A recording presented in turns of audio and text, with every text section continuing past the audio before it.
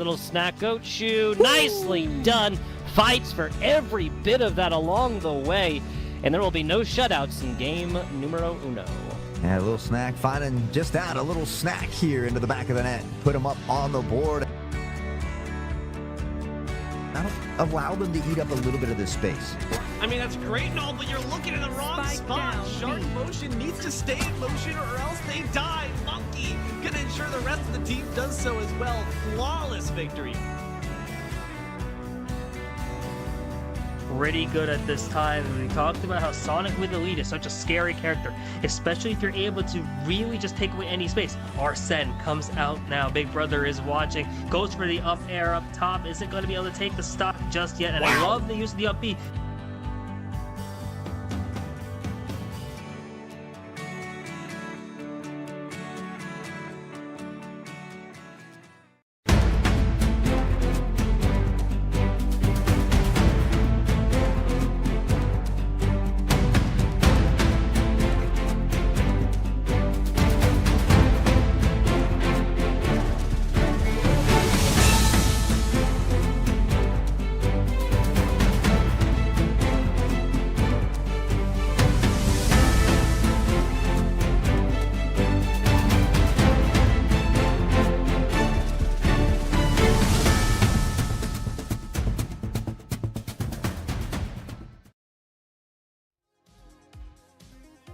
We are live again and back with some more with SEA's Super Smash Bros. Ultimate. This week we got Kennedy Catholic against Lake Stevens. My name's Spicy and I'm joined on the mic here with Kaizo. How are we doing today, Kaizo? Always a good day for Smash Bros. I wish that I could have that. I probably could get that on a t-shirt. That wouldn't be too hard, and I would wear that one proudly. That'd be a hype t-shirt. Because you're right, it would be a hype t-shirt, and that is the situation we're in right now. Kennedy Catholic coming in 1-4, so a bit of a rougher season for them, and then we're putting them up against this week Lake Stevens, who, Spicy, we were just talking before the broadcast. This is a team with a lot of reschedules. They've only got 3 matches played, so still not a super well-tested team yet. We're not really sure where they stack up in comparison to some of these other teams, so it is going to be a very big week for them to demonstrate, do they belong at the above 500 mark, or is Kennedy Catholic going to be a stumbling block? Oh, definitely, especially with where at the point we are in the season. There's like 2 official weeks left, including this, so there's like not a lot of time. It's do or die now. Every game really starts to matter. If you're Lake Stevens especially, you got a lot of games to go through, and if you're gonna play at your best, you might as well start now. And we're gonna be getting into this matchup, but before we do so, always got to give a quick shout out to one of our sponsors, Zotac Gaming, for powering today's stream. Thank you again to their incredible support. We're able to bring all this broadcast to all of you guys, helping to showcase the amazing talent in Scholastic Esports. Show your appreciation for Zotac Gaming by giving them a shout out on social media, and when you do, make sure to join their community on Discord and use the hashtag powered by Zotac and hashtag Zotac USA whenever you post. And on that note, Spicy, I do think we are ready to get underway. And you mentioned this is kind of the latter stages of the regular season, right? So we've only got these 2 last couple of weeks left to play. So not necessarily going to be thinking about playoff contention here for Kennedy Catholic. They are working their way back toward 500, though. And for some of these longer standing teams, people in teams and rosters and schools that have a little bit more experience, plan to be in the scene for a lot longer, it's not only about what your record is at the end of the day and what you manage to place in the playoffs, how well you do. It's also about learning and getting ready for the next year. So I think that's kind of the mindset that we've got here for Kennedy Catholic, who are going to be represented by KCHS Gaming, and across the way it will be Lake Stevens playing that Ness. I want to see how they go out on the end of the season here, even when they aren't necessarily playing for a #1 seed. Yeah, it's really about playing pretty much for your season at this point. Kennedy Catholic, just trying to end the season positively. Lake Stevens, they still got potential playoffs to look for here. You got the Cloud Ness matchup, interesting one to start off with as well. Ness, a very volatile character at times, such strong advantages in the offensive game. Cloud also having insane punish games, insane combo routes, and it's just overall a great character that thrives on the offense. You saw the limit break come out there with that extended blade beam and just trying to do what they can here. The forward smash is going to take the first stock here as Kennedy Catholic looking off to be on a hot start. Yeah, and you mentioned the whiff punishes that Cloud does so incredibly well. If you're not careful, you throw out too laggy of an option, you will be eating those F smashes, or, I mean, usually like a back air, forward air, that kind of thing, but sometimes you're just feeling hot with the F smash and you throw them out, and Ness will go ahead and throw Kennedy Catholic off the stage, which will even back out our stock count here, and momentum certainly beginning to swing in the direction of Kennedy Catholic. I think that Cloud definitely one that you have to play very careful around. You can't just throw out some of these options willy-nilly. You will get punished like we were just talking about. And Kennedy Catholic doing an excellent job so far of finding those opportunities and cashing in. But this is going to be a tough one. Thrown very far horizontally off the stage. That is not where you want to be for Kennedy Catholic. Oh, definitely not. Neither one of these characters really wants to be off stage against the other one in this matchup. And Ness has all those longer range projectiles that you can control. Makes it difficult for Cloud to get back. Loses the jump also. PK Flash coming out, and you have to watch out for the yo-yo. But here we are. Kennedy Catholic responding with another forward smash. Has the limit break on deck. Pops out the cross slash. Unfortunately, not going to be able to get anything off of it. And instead has to face down about a 50% lead, but still has an opportunity to make something happen here. And Sylvie for Lake Stevens trying to close this one out with the last stock available on Kennedy Catholic. Ardina for Kennedy trying to stick around, but wow, you are not gonna last long getting hit by a PK Flash like that. That eviscerated him at only about 90% on the ledge, sent them all the way up to that top blast zone. And just as soon as you like it, Kennedy Catholic taking an early spill here, and it is Lake Stevens that go up the early lead. And Sylvie, I mentioned earlier, Spicy, was throwing out a lot of laggier options. It felt like getting whiff punished a lot, but they really cleaned that up as the game progressed onward. And the advantage state that Sylvie had on that nest throughout the course of that game looked very, very strong. Oh yeah, you love to see like the advantage states from both of these players really start to shine here. It's like the combo games and the combo routes really from both of these characters are pretty well defined at this point in the game. You see the down throw into the fair start to come out, knowing that there's also edge guard opportunities here with this yo-yo, and Lake Stevens having a lot of momentum already off the bat here. Love the roll into yo-yo as well, as we're just tacking on this percent early, as Cloud hasn't been able to get anything up to this point. He looks untouchable on this nest right now, looking very comfortable here, and Blade Beam does come out. That's going to break the limits. This recovery, if he gets thrown off stage, would be a much more challenging one. And still untouched somehow in this one. Finally, a dash attack will start tacking on a little bit of percentage, and I saw the Nessa's life flash before their eyes and might do it just again here. Does have the jump, so has an additional option to get back to the ledge, but another F smash to push him off the stage, getting a lot of mileage out of that one, but will be very, very far away as a result of that back throw. Thrown to that top left corner, that'll get the job done. We'll say Kennedy Catholic did a great job there of at least putting on offensive pressure at that point. You saw that the limit cross slash, if that connected, would have put this in a really bad spot, and now the back air coming out, tacking on extra percentage. One limit break once again up here. Not going to be able to pop it just yet. Ended up going for the blade beam, but it's up smash, catching them on the platform, and that's going to be the equalizer here as we try to see if Kennedy Catholic can take this to a game 3. These platforms haven't come into play a whole lot. Most of it's been either right directly in the center of the stage, or wow, what an air dodge read there from Lake Stevens. But this configuration of the platforms really hasn't made much of a difference. I mean, it's been a lot of play on the ledge and in center stage. Cloud's up smash is very, very good at contending with those left and right platforms, but I mean, you got to be in control, you got to be in advantage state to even get the opportunity to cash in on those. And now Kennedy Catholic down to their potential last stock in this game number 1. 83% on this Cloud, and those PK flashes, Spicy, are doing so much work here. Yeah, it's really rough here because Cloud has a very linear recovery as well. The forward smash is going to come out. Watch this percentage though. We're at 125. Limit break is an option here. The blade beam going to come out. Put on a quick 19% as the back air also responding. We have a bit of a tech chase on our hands as now, as suddenly Kennedy Catholic feels very much in this game, especially with all of this Cloud Rage. Missing the grab. There's gonna be another whiff smash attack here, and this is a really dire spot here for both of these players.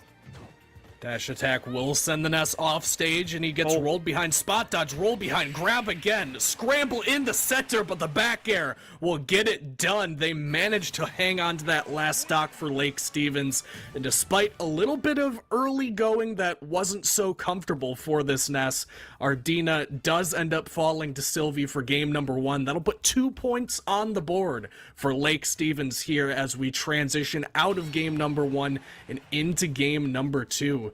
Shoutouts to Lake Stevens, man. That Sylvie Ness really started to adapt as that game progressed, and that's the most critical thing to me in that game, Spicy. I mean, it's one thing to come in hot and just have a hot streak, but it shows a different level of understanding when you're making those adaptations on the fly.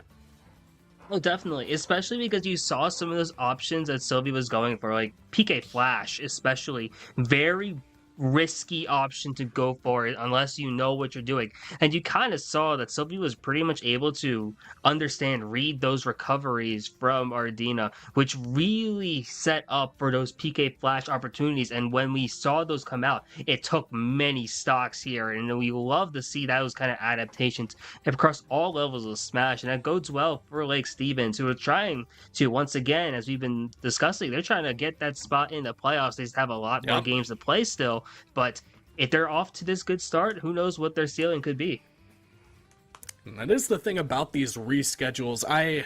Maybe I oversell it, Spicy, but I talk a lot in esports about momentum, because I really do feel like esports is a very emotionally engaging activity, and the more momentum you can get, the easier these games can feel. And if you reschedule a bunch of games like Lake Stevens has, one after the other, you can get quite a bit of steam going that other teams just playing through the regular season normally might not be able to have. And if you can come out of this one with a victory over a Kennedy Catholic team that has been struggling a little bit, might be a little bit of a softer opponent than you'd be facing in the playoffs, you can really start to get that momentum going as we get underway here in game number 2. And here we are for this second matchup. It looks like we have Lil Willio here with the Terry on Lake Stevens, and Hyogos here from Kennedy Catholic with the Ridley. Interesting matchup so far with the Terry and the Ridley here. Ridley a bit of combo food at least here, especially against Terry, who has such great options here on the offensive end. But Kennedy Catholic doing a great job here with the zoning and kind of just tagging on all this percentage. As Lake Stevens suddenly finds themselves with the go meter, you saw the Buster Wolf already coming out. And with this super special moves in play, it really isn't even.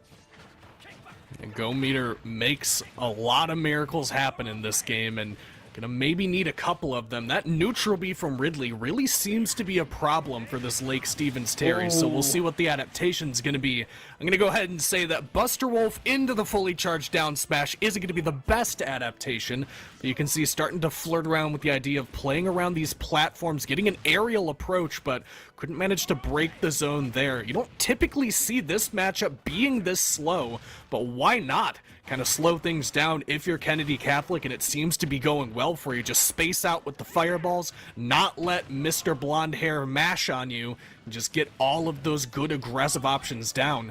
This is a much, much more zoner approach to Ridley than you typically see, but working out pretty well so far. Yeah, unfortunately, they do lose the stock there, but I like the zoning approach as you were mentioning here. Terry does so well up close and personal, especially against a fighter like Ridley, who is a bigger character with it's also not as heavy as you really think. So they do get themselves into bad situations pretty often here. And suddenly, up close and personal comes into play as Lake Stevens has taken the percentage lead and has now, with that rising tackle, putting this Ridley in a really dangerous situation here. You're starting to see them slow down once again, side B coming out, and they're both navigating this pretty close so far. It's pretty much anyone's game here on this second stock, and this one is going to be pivotal pretty much here in this first game. The Lake Stevens Terry, very grounded game here as it gets thrown off to the right-hand side. Will be forced to recover into the onslaught of fireballs once again, and Power Dunk did not snap the ledge, so does end up losing the stock for that one. At least gets some damage for their troubles. We'll immediately lay back down some pressure here on the edge guard on this Ridley. 176 on the big dragon as they're off stage, and gets directly into that up smash, which will be the equalizer here in game number 1 between these two fighters. It has been very much a grounded game from this Terry, which has led to a bit of struggles around that neutral B, but once the neutral B stops coming out for this Ridley, I mean, they're getting a lot of good damage off, and not really seeming to be a whole lot of answers for this Ridley. Yeah, you start to see the command grab really starting to make its way here now. And the fireballs now. This is a really scary spot here for this Terry. They make it back, but now they have the go meter. It's so close, but up smash catches the platform here as Kennedy Catholic taking the lead here in this second set, up 1-0 so far in what was a relatively close game.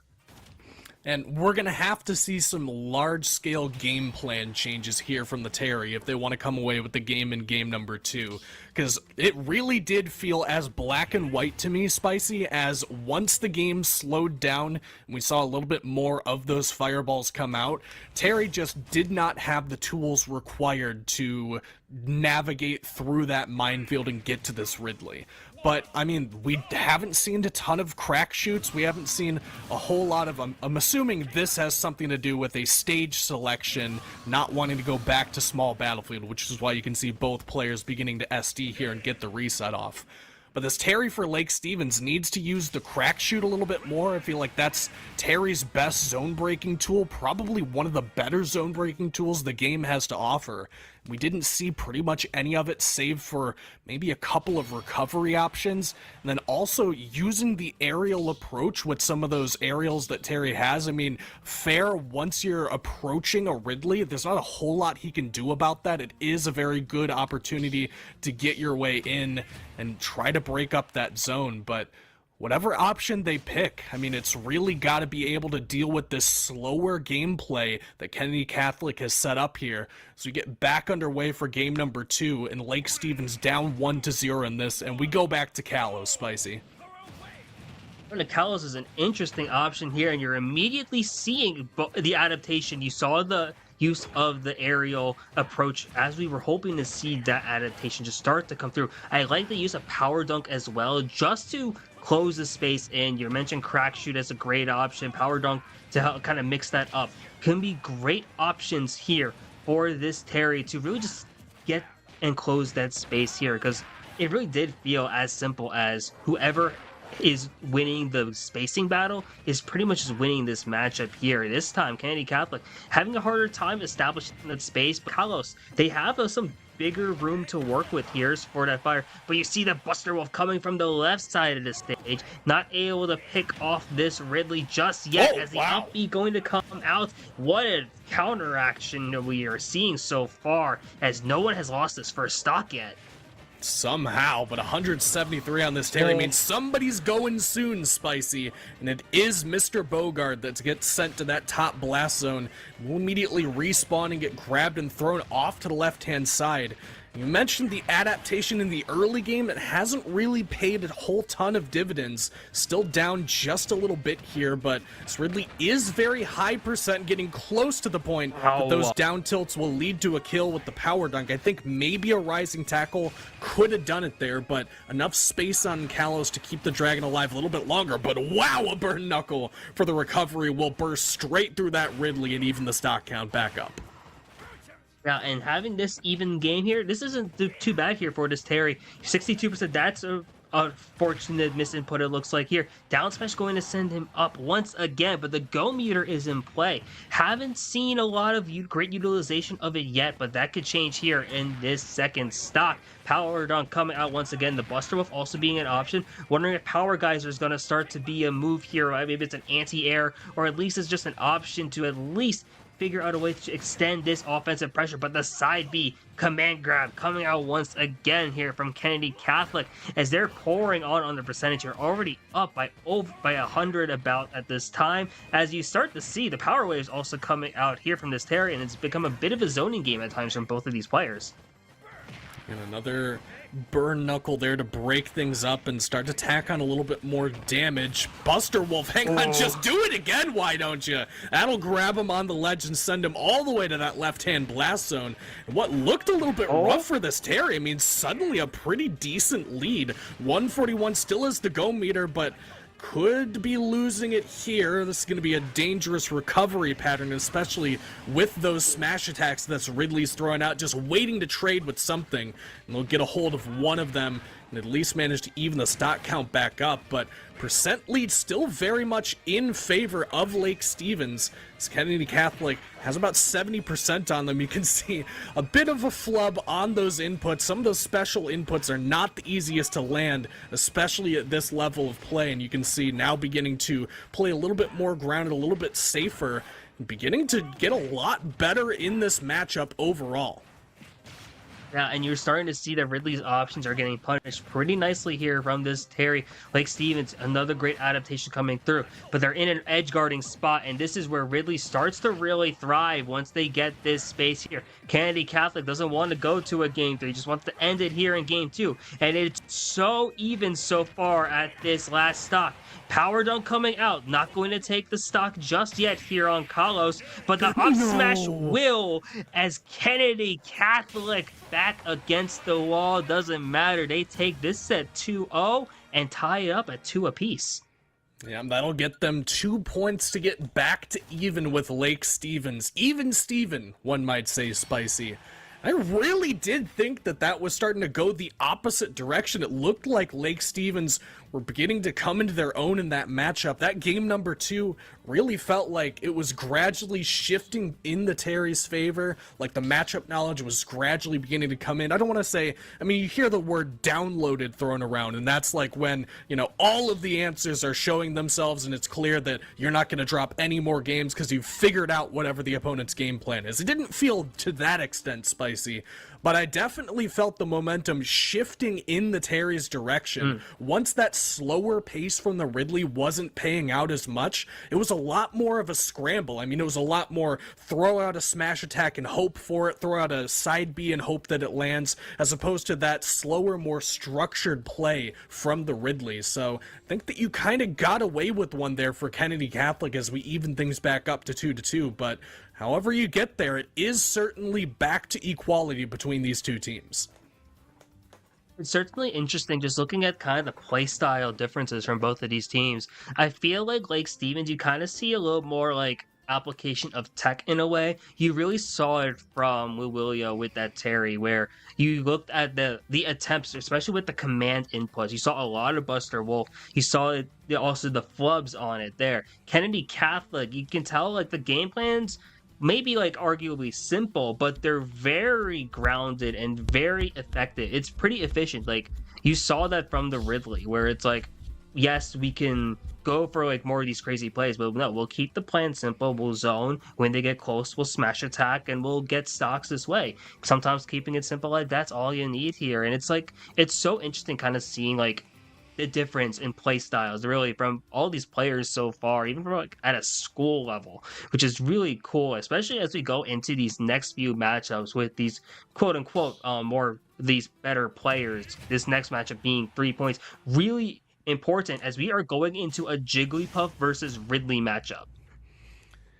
Ridley one more time, in case you didn't get enough of him in the previous one, and against the Jigglypuff, this is on paper a terrifying matchup for Jigglypuff. Anything that has a shield breaker, which of course would just literally kill Jigglypuff instantly, is a challenging one to navigate around, but at least in Ridley's case, that down B skewer isn't one that you see a ton of, at least in terms of things that get paid off, and the Fair Train will drag this Ridley Ridley off to the right-hand side of the screen. No issues so far in this matchup for Lake Stevens. In fact, getting a very dominant lead in this one. And a lot of space control, even in the edge guard situations. Had an opportunity there to finish it off, but instead will be Ridley getting the reversal here and claiming center stage once more.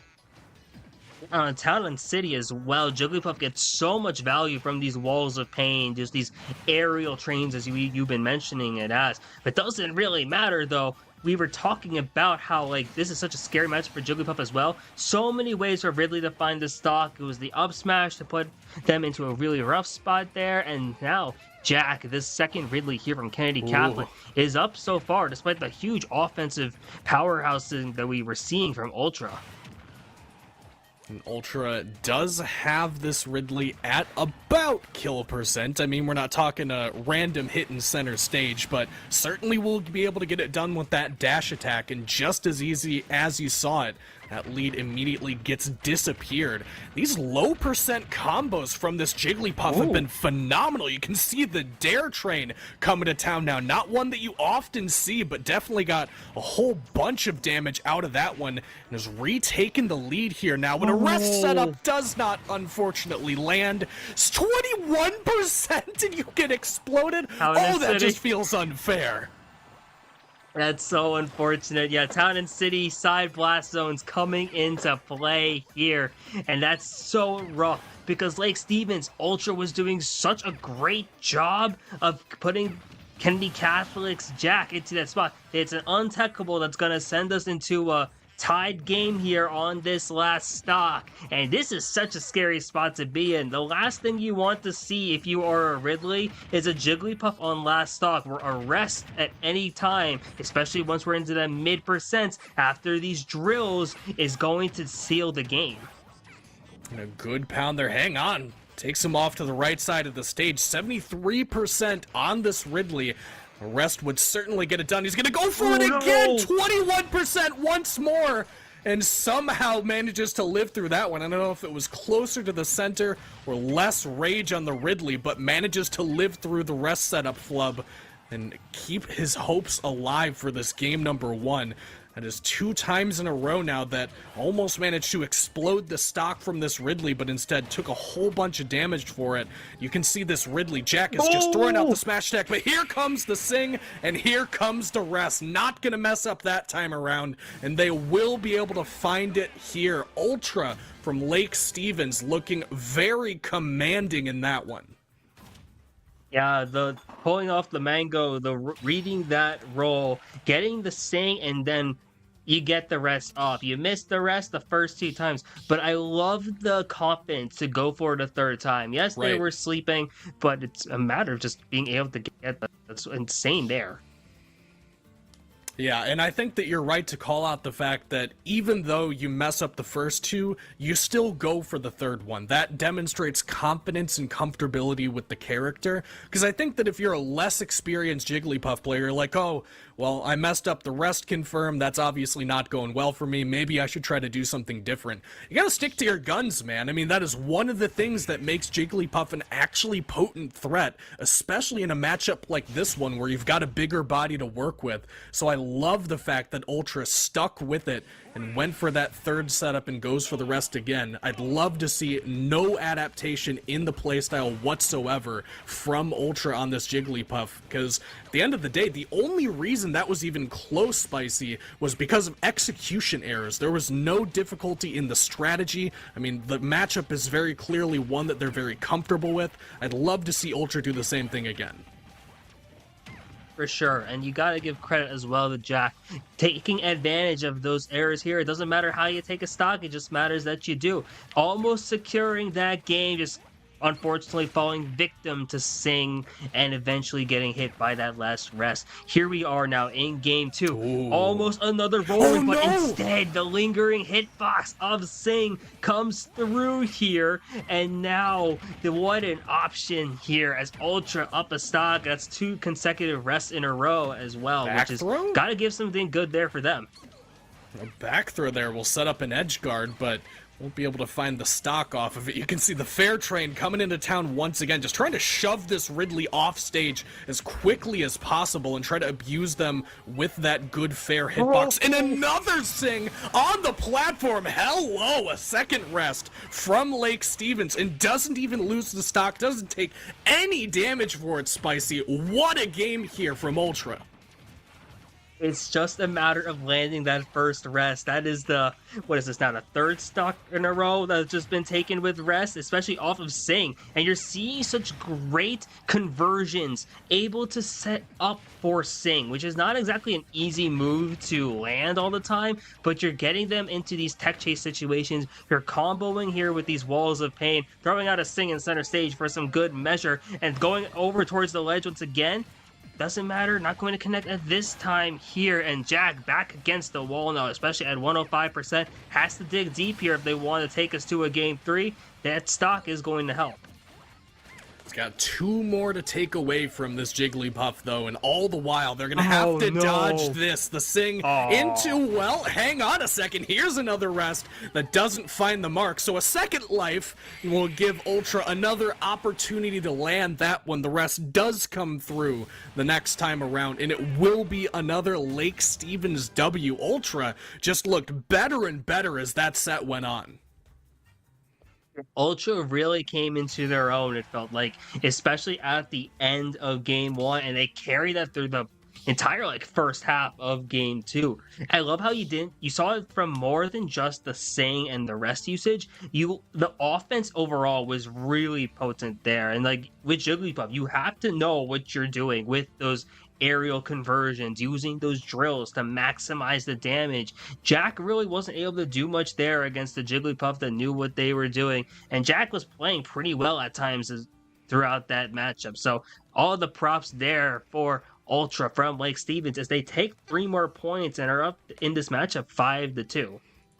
Your best friend is your shield when you're playing against Jigglypuff, and some of our best friends, Spicy, are over at LandFest, and we want to give them a big shout out and a big thank you for helping us build healthy communities through gaming. We've got over 20 chapters across the US, and they field over 150 events per year. If you want to get involved, you want to get underway with some of these lands of your own, you can go to landfest.com and check out the Washington chapters. If you're in the WSSEA area, Infernal Land and Emerald City Landfest are likely to be around the area, but definitely check the website, find an event near you, and get involved in some of the Smash Bros action and any other esport that you want to participate in as we get back underway here in game number 4, Spicy, between Lake Stevens and Kennedy Catholic.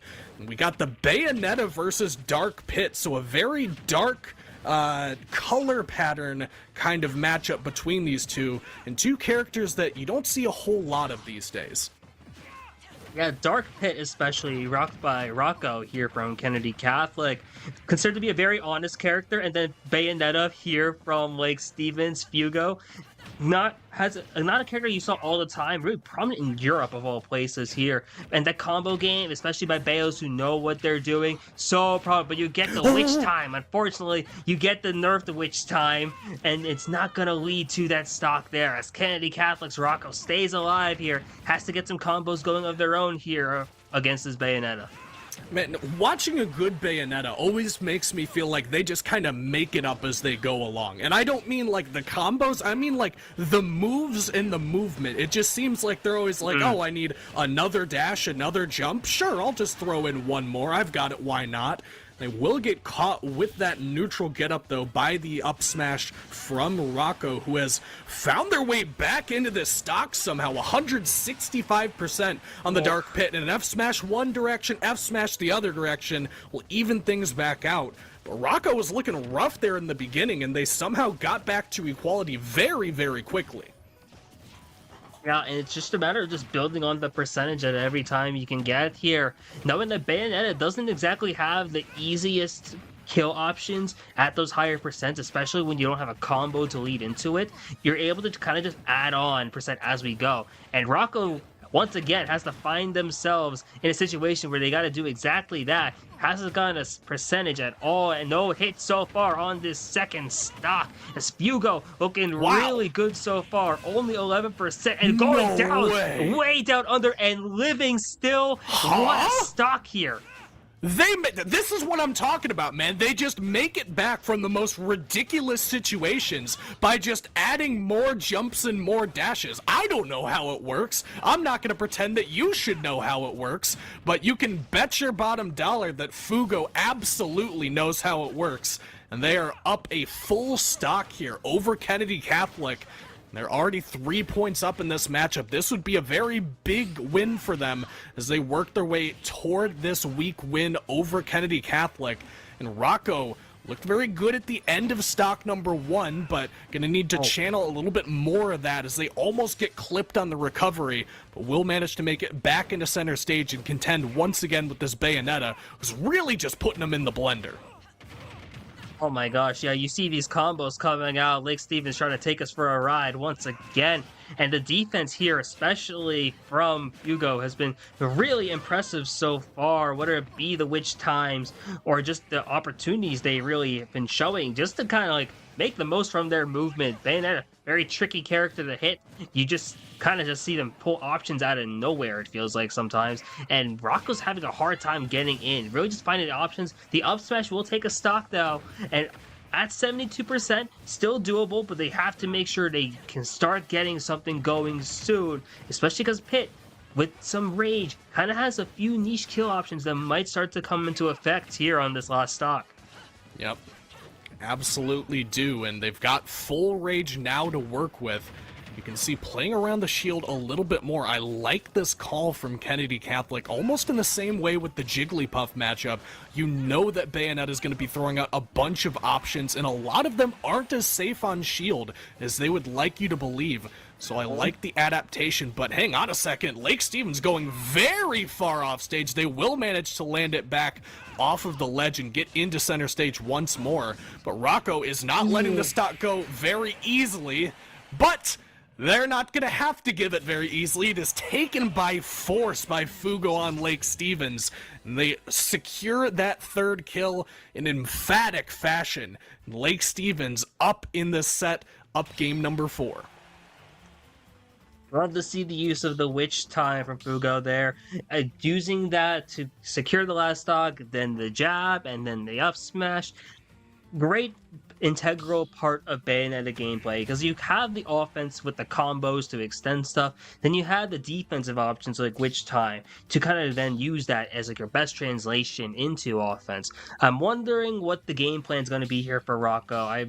As a player who's secondary Pit and Dark Pit for a long time now, I really want to start seeing a lot more of the down tilts. I want to see some more use of the grabs and the throws. You get a lot of nice combos of your own as Pit and Dark Pit. So if you're able to just get some percentage going, you got some honest kill options there. This could be very close if you just start throwing those adaptations. And I think here on FD, you can get some decent value as well, especially when you don't have platforms to really worry about. Already. Better start to game number 2 than we saw for game number 1 for this Dark Pit. As they do have this Bayonetta on the ledge, and there's that grab that you were talking about. Gets the F throw off and looking for maybe a jump read, going for that nair up high above the ledge, but will just settle for that good, strong side B.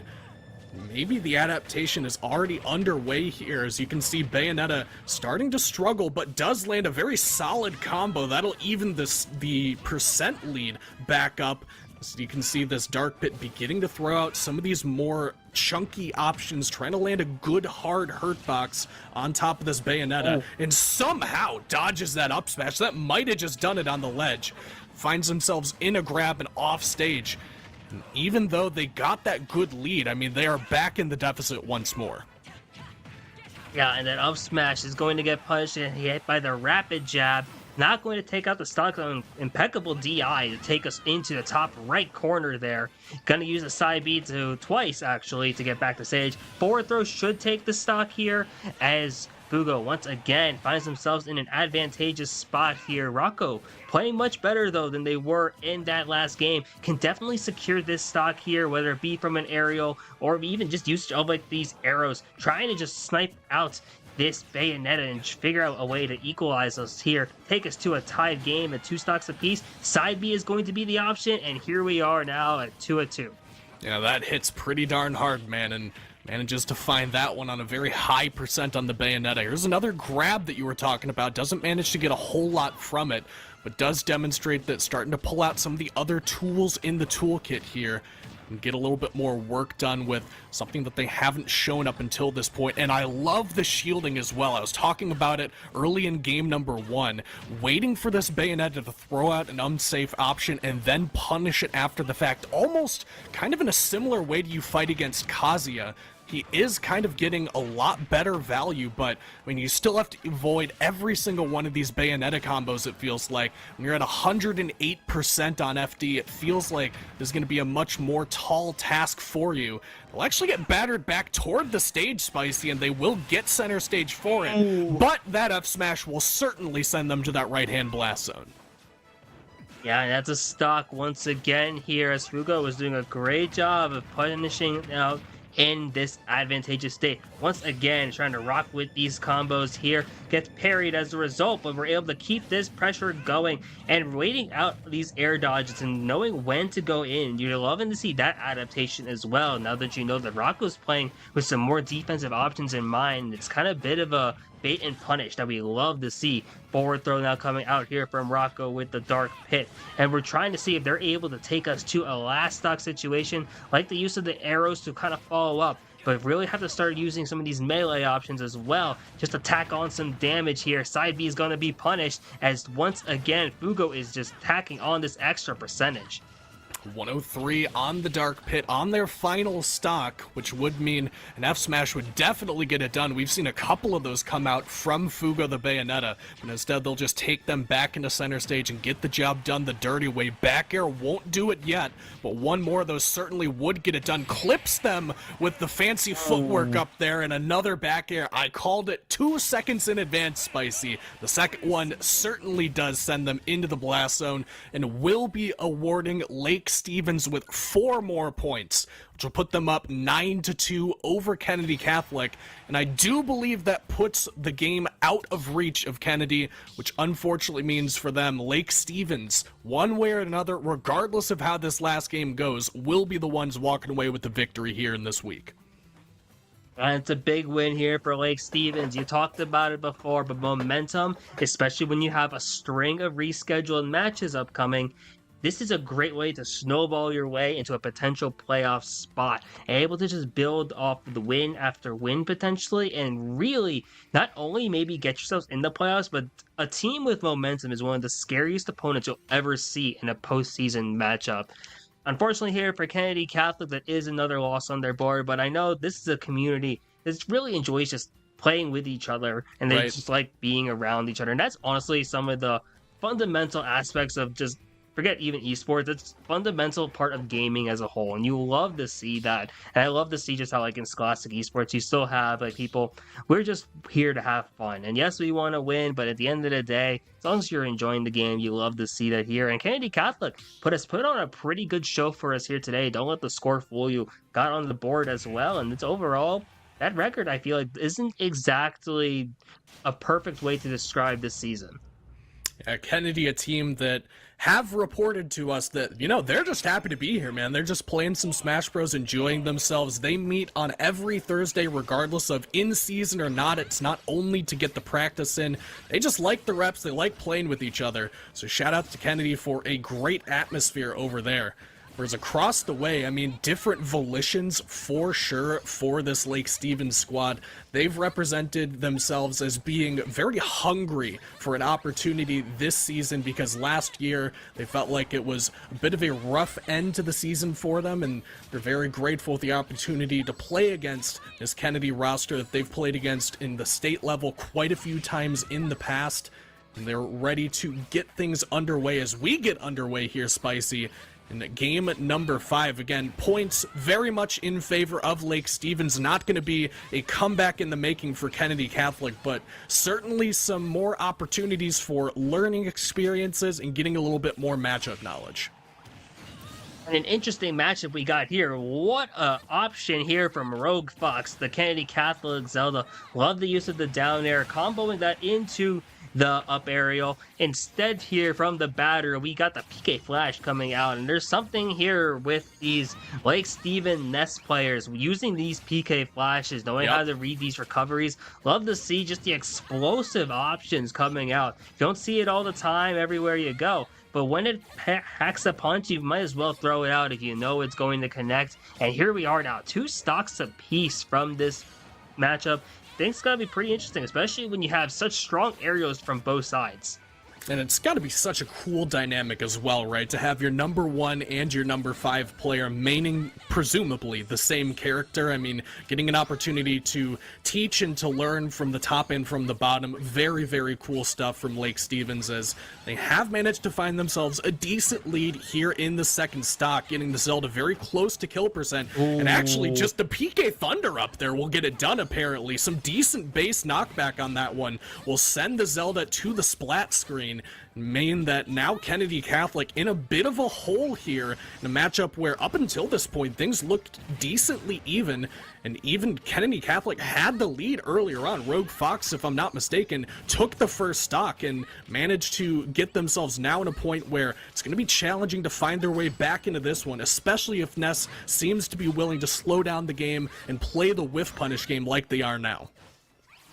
Yeah, Rogue Fox here with the Zelda understands very well that Zelda is not a character that does well in this disadvantageous state when you are losing and you are kind of forced to approach and throw out these laggier options here. The down smash is a great way to read that jump, and there's nothing you can do here if you are the batter from Lake Stevens. Suddenly we are now at a last stock situation, right up air, and another PK Flash gonna really put Rogue Fox into a dangerous spot.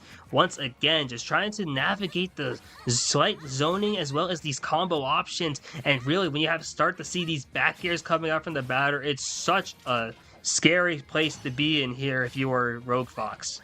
Yeah, because you know Ness isn't back airing unless you're either at or very close to kill percent for back air. Even the forward air sends pretty decently far off stage now. Going for another PK Flash, but just to set up for that yo-yo up smash will get the job done there for Lake Stevens and give them the 1-0 lead in this final best of 3. And again, they have already taken the win for the week, but definitely want to give every single one of these players the opportunity to get some matchup knowledge, get some experience, and just get to have a little bit of fun. Oh yeah, and everything goes well here. If you're able to get a little bit of fun, get some practice in, every match really begins to matter, even if you aren't playing for like a record here. You love to see that both these players are going in, locking in right away, trying to see what are the adaptations being made here. I liked a lot of what Rogue Fox was doing. It's just a matter of like Zelda, unfortunately, just isn't an amazing character. You will kind of have to deal with just being slow. You have some decent zoning options, you have some power, but if you get opened up, you get opened up like crazy. And Ness has some nice combo options of their own here as well, and you're starting to see the batter. I love the use of the side magnet, just trying to use that, and you like to see the mix-ups with the movement, trying to use it for some combo extensions, really using Ness's kit to the fullest of its capability. I've said it before, that's when you really start to see the level up from these Ness players. The more you see that magnet come out, that's how you know that they're thinking like an extra level on top of what, I don't want to say casual Ness player is, but the average or the unascended, we'll say, Ness player. You can tell that the batter definitely putting a lot of hours into this character, and I think that the name will certainly hint at that as well. As will the performance from them here. Got this Zelda back to 115, and, you know, before I can even mention it, gets another up smash off. That covers a lot of airspace and manages to take away that first stock. Only 65% on this Ness as well. That is still a very easy thing to hang on to, at least in this matchup. Sure, yeah, and you love to see the use of the up smash from Ness. They're taking us around the world, not only to take this first stock, but the last stock in game 1. This is a scary spot to be in a bit, though, if you are Ness. Zelda, these aerials, the forward and back aerials are just so strong. These lightning kicks are so deceptively good if you are able to land these sweet spots. And Zelda, a lot of power here. It's just about landing the hits, which becomes a bit tricky. Up smash is going to take the stock off the top, and that is insane here, as here we are. 2 stocks apiece, and trying to see if Rogue Fox is able to make a bit of a comeback here. Yeah, they got the same star KO off of an up smash that the batter did, so at least have that going for them, but they are down about 80%, getting juggled by that PK Thunder. That's such a difficult thing for Zelda to deal with. Not a bunch of great tools, and wow, a very creative recovery with that teleport to the left side of the stage. Almost didn't think that the Magnet Hands would get them back, but even though they did manage to land on the stage, their life was not very long lasted after that, especially now that the batter beginning to go into some of these low percent Nest combos, which can be pretty punishing. Can even set up for some early kills if you're not careful. Rogue Fox now back close to kill percent, gonna have to be very careful with how they make their ascent, especially once you've got these PK rockets coming off. Yeah, when you see PK Thunder turn to PK Rocket, also seeing Side Magnet used as intended, taking some recovery as well from this Din's Fire. The batter is playing so well at this point. Trying to see if they have any other options up their sleeve here. Maybe you got the F smash. Haven't seen a lot of down smash usage. Seen a lot of up smash with this yo-yo, and haven't really had an opportunity to just go for a back throw. 130%. A lot of moves here from Ness's kit will start to take this stock. And now it's a matter of just seeing the back air. That seals the deal, as Lake Stevens adds another 4 points to their record here. Takes set number 5, wins the matchup here, 13-2. And that's absolutely a harbinger of the end once you see those back airs start to come out from Ness, and manages to find it in a pretty short amount of time there and take away that final stock. Credit where it's due to Lake Stevens. I mean, I said at the beginning, this is a team that hasn't been tested as routinely as some of these other rosters on account of just some of the reschedules, and that happens to these teams sometimes, where just can't manage to line up schedules and end up delaying some of those sets for later on. But they still looked very, very good in this one, Spicy, and I'm very interested to see what the record looks like once they get those games updated and start to progress along with some of these matchups, because especially once we got into those last couple of players from them, it really felt like they were starting to come into their own and demonstrate a lot of what we're looking for in these playoff caliber teams. You're starting to see that Lake Stevens really building up a lot of momentum, and this is something you can definitely look to see them see what are they able to build up towards as they go potentially into the postseason. And speaking of building, I want to give another thank you to Seattle Built PCs for their continued support of WSSEA. Seattle Built PCs are the custom PC builders trusted by the pros, and since 2020, they've been crafting incredible rigs for world-famous esports players, content creators with millions of fans, and even the developers of your favorite games. And Seattle Built PC wants to work with you guys to create the perfect PC for your needs whenever you guys are ready. So if you're looking for a custom PC built by people who care, check out Seattle Built PCs at seattlebuilt.com. And we want to give a thanks as well once more to our other sponsors, Zotac and LANFest. You can see all three down underneath us here for helping us put this together. And of course, as always, a big shout out to Connie and Taylor and Jaden and everybody at LANFest for helping us put the production together. And that is going to do it for us for this week, Spicy. It was a bit of a short one and a bit of a chaotic one, but we are done with Smash Bros. For now. We're going to be booting back up next week on Wednesday at 4 p.m. PST. We'll have some Valorant going for you guys. I'm not sure if we've got Smash coming the day after, but we'll definitely let you guys know and keep you guys updated. But for now, I've not been Spicy. They've been Spicy. I've been Kaizo. This has been an excellent production from LANFest WSSEA Smash Bros. We'll catch you guys in the next one.